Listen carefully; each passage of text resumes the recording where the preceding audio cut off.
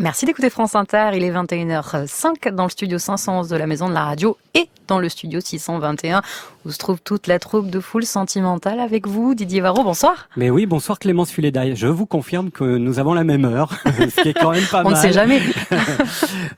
Merci d'être là avec votre douce et belle voix pour nous annoncer quelques nouvelles du monde. J'espère que vous nous annoncerez un bon résultat de match ce soir. Je ne sais pas si nous aurons la chance de vous retrouver au 621 à 22h parce qu'il y a beaucoup d'inserts téléphoniques, c'est ça? C'est ça, on sera en direct avec Franck Ballanger, on va voir. Bon, on sera reliés quand même. À tout à l'heure. À tout à l'heure. Clémence Fuleda, on vous retrouve à 22h évidemment pour un nouveau point sur l'actualité. Je suis en régie, presque comme tous les vendredis, et ce soir, c'est quelqu'un qui revient dans l'émission pour ouvrir cette émission. Bonsoir Agoria. Bonsoir Didier, merci beaucoup en tout cas de me réinviter. Ça me fait très plaisir d'être à nouveau là et j'espère qu'on va nous tenir informés du match France-Suède tout au long de l'émission. Alors la dernière fois que vous êtes venu dans cette émission, vous nous avez annoncé évidemment le lancement de votre label Sapiens et puis cette aventure un peu singulière comme ça de graver sur vinyle des discours politiques mais pas que, scientifiques. Et je vous avais demandé alors si vous alliez être un recherchiste comme on dit au Québec, c'est-à-dire que vous alliez graver des discours politiques anciens. Et vous m'avez dit non, je vais commencer par quelque chose de très contemporain, hein, une pensée d'aujourd'hui.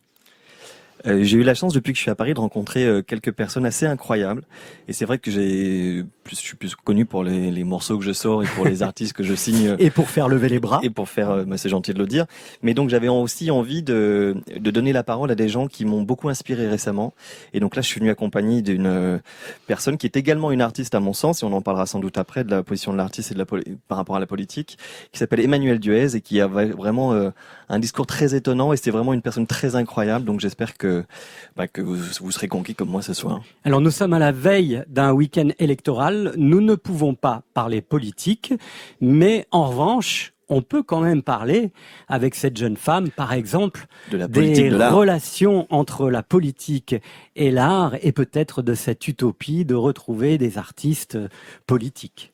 Donc si on avait des artistes qui font de la politique, qui sont capables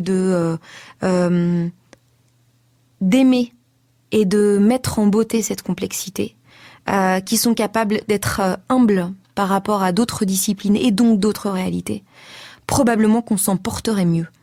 Donc si les artistes sont la solution, alors qu'ils sortent également de leur confort pour s'engager dans la société civile. Et pas simplement dans l'exercice de leur art. Parce que là, on reste dans quelque chose de trop monolithique. C'est super intéressant d'avoir un réalisateur, un photographe, un designer, un musicien qui fasse de la politique, ce qui est une autre discipline à part entière, qui donne un petit peu de sa personne, pas à son public, mais à la société civile. En fait, on a besoin de gens comme ça. On a besoin d'entrepreneurs qui sortent de leur art entrepreneurial pour aller mouiller la chemise pour quelque chose de plus grand qu'eux-mêmes. Nous allons la mouiller, la chemise, ce soir en direct jusqu'à minuit. Générique. J'entends les gens qui s'installent présentément dans le studio. Ça s'appelle Foule Sentimentale. C'est le soir de Didier Varro. Le jingle va se terminer, puis l'émission va commencer. Regarde tout ce qu'on peut faire dans la radio.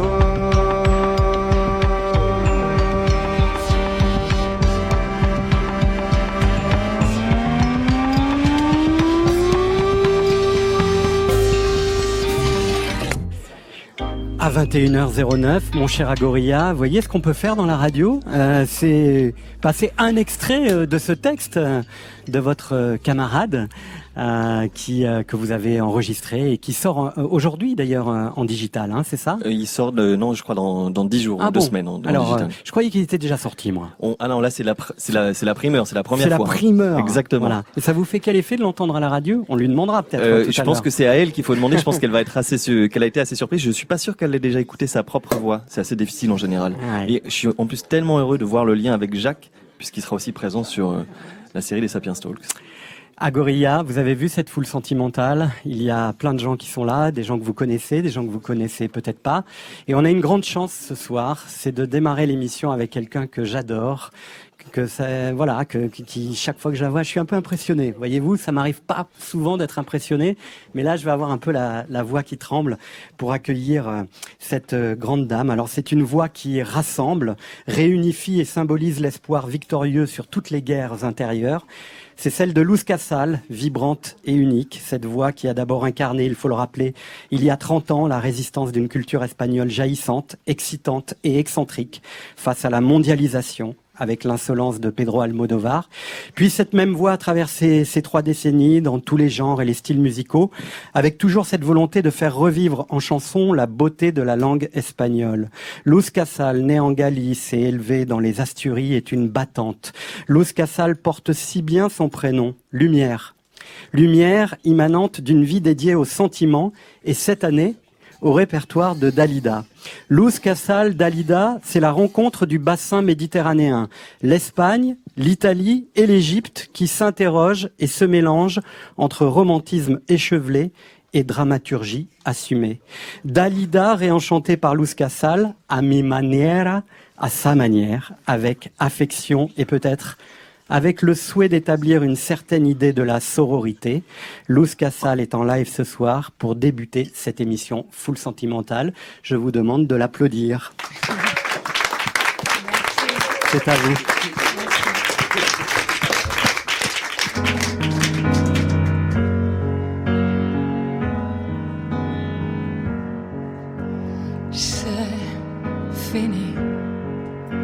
C'est fini la comédie. Tout avait commencé comme une pièce absorbée dans le décor double d'un théâtre de banlieue. Nous n'étions que nous deux.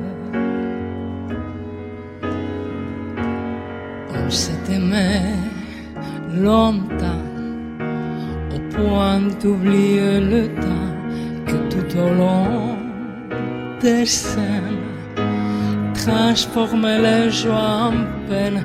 Il a gagné le temps. Il est content quand il nous voit chacun de son côté comme des étrangers. Nous n'avons plus en commun qu'il aime au quotidien. Le décor n'a pas changé, mais les acteurs n'ont rien à jouer. Il faut baisser le rideau, c'est fini. C'est fini la comédie, on était bien partis. Éternité garantie, on était seuls au monde. Devant nous la route est longue, pas de sens interdit.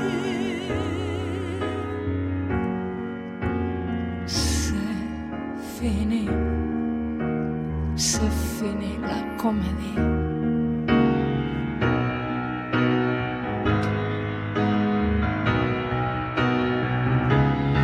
Il a gagné le temps. Il est content quand il nous voit chacun de son côté comme des étrangers. Nous n'avons plus en commun que le mot quotidien. Le décor n'a pas changé, mais les acteurs n'ont rien à jouer. Il faut baisser les rideaux, c'est fini. C'est fini la comédie, tout avait commencé comme une pièce à succès dans le décor double d'un théâtre de banlieue.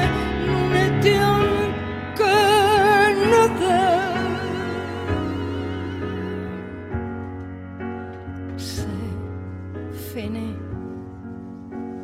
C'est fini la comédie.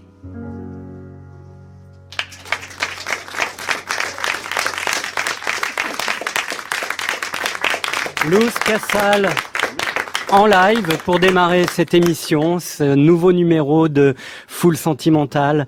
Bonsoir Luz Casal et bienvenue dans l'émission. Merci pour votre mot d'avant. Vous savez, je me sens très intimidé comme un petit garçon ce soir. Ah oui? Oui. Pourquoi? Je sais pas, parce que je vous adore. Bien. Merci, très sympa. Alors, cette aventure de cet album, Luz Casal chante Dalida, en fait, vous n'êtes pas tout à fait étrangère à ce répertoire, puisque vous aviez déjà chanté du Dalida, je crois que vous aviez chanté Histoire d'amour, Je reviens te chercher, qui est une chanson de Gilbert Bécaud, mais que Dalida avait également reprise. Et puis, il venait d'avoir 18 ans, chanson culte. Est-ce qu'on peut qualifier, selon vous, le répertoire de Dalida qui est très vaste, ou est-ce qu'on peut qualifier avant tout l'interprète? Es muy complicado de decir. À vrai dire, c'est très difficile de le dire. Il est très difficile de dire rapidement qu'est-ce que ça veut dire. Une femme qui a été en mesure d'enregistrer plus de 1000 chansons de différents genres. Une personne qui a été en mesure de rester pendant autant d'années tout en étant une figure aussi importante. C'est vraiment quelqu'un d'exemplaire. Et moi, j'adore justement les femmes qui sont exemplaires et j'adore les chanteuses exemplaires, bien évidemment. Alors Dalida qui avait chanté « Je suis toutes les femmes », est-ce que vous, Luz Casal, vous êtes toutes les femmes? Peut-être. Peut-être. Je ne sais pas. Pero para mí, un buen intérprete, una buena Pour moi, cantante un bon interprète, une bonne chanteuse, c'est quelqu'un qui est capable de sentir dans sa chair des histoires, même si elle ne les a pas vécues. Alors dans cet album, vous reprenez essentiellement d'ailleurs des chansons pas si connues que ça de Dalida. Vous n'avez pas été puisé dans le répertoire des grands standards de cette chanteuse que l'on célèbre beaucoup cette année en France. Et il y a évidemment une chanson que vous reprenez qui est Ciao Amore Ciao de Luigi Tenco, qui est liée à la dramaturgie même de Dalida. Vous avez essayé de mettre de la lumière dans cette version de Luigi Tenco que Dalida avait reprise aussi. Oui.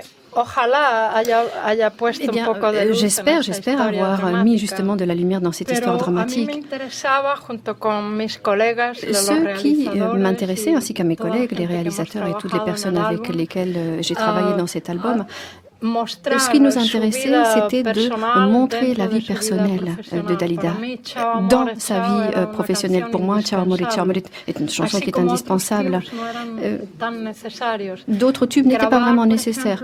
Par exemple, le fait d'enregistrer les hommes de ma vie était une façon de montrer aux gens, aux Espagnols, l'histoire sentimentale d'une grande chanteuse comme Dalida. Je me sens vivre. Je crois que ça représente un moment de sa vie professionnelle et sentimentale très important. De cette façon-là, on a pu suivre son histoire personnelle et son histoire professionnelle de façon assez aisée. Et puis, moi, j'ai senti que je pouvais m'approprier véritablement les chansons de Dalida.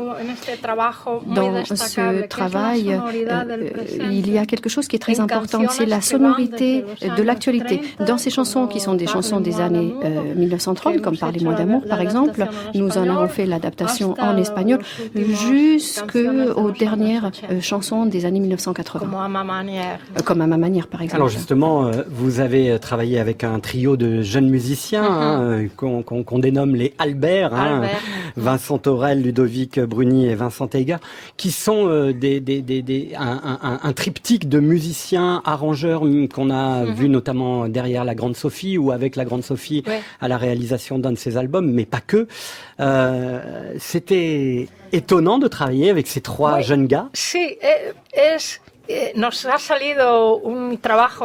tout à fait. C'est vrai que le travail que nous avons fait a été un travail très, très intéressant. Au départ, c'était un petit peu bizarre. Nous avions ces chansons du passé, nous avions ces chansons d'une femme, même si elle est éternelle, elle fait quand même partie d'une génération précédente. Ce sont des chansons de décennies passées. Et c'était bizarre de ramener ces chansons dans le présent. Et grâce à ce trio, eh bien, ces chansons ont des sonorités actuelles, présentes. Elles appartiennent à ce moment présent. Alors, Dalida, on le sait, était égyptienne d'origine italienne, vous espagnole, de Galicie. Est-ce que c'est l'album qui célèbre une certaine forme de sororité, comme je le disais pour vous présenter, liée au bassin méditerranéen? Est-ce qu'il y a quelque chose de cet ordre dans cet album, Luz Casal? Oui, probablement, d'une façon subtile, effectivement. Oui, tout à fait.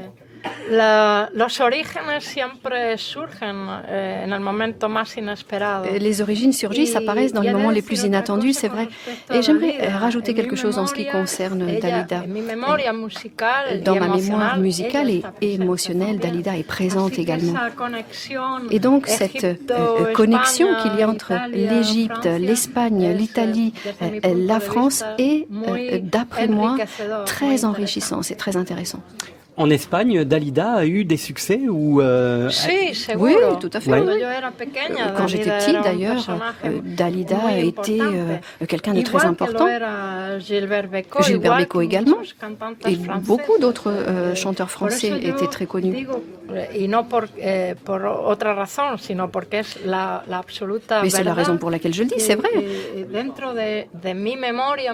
Dans ma mémoire musicale, dans mes influences, il y a la chanson française.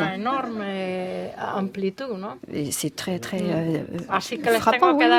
Et donc il faut que je vous remercie. Et c'est la raison pour laquelle chaque fois que je viens en France, je remercie très souvent parce que je me sens vraiment privilégiée, parce que j'ai toujours été très bien reçue depuis 1991 dans ce pays. Eh ben, je peux vous dire, Luz Casal, que vous allez être très bien reçue une fois de plus avec cet album qui nous fait voyager dans des chansons, comme je le disais, moins connues.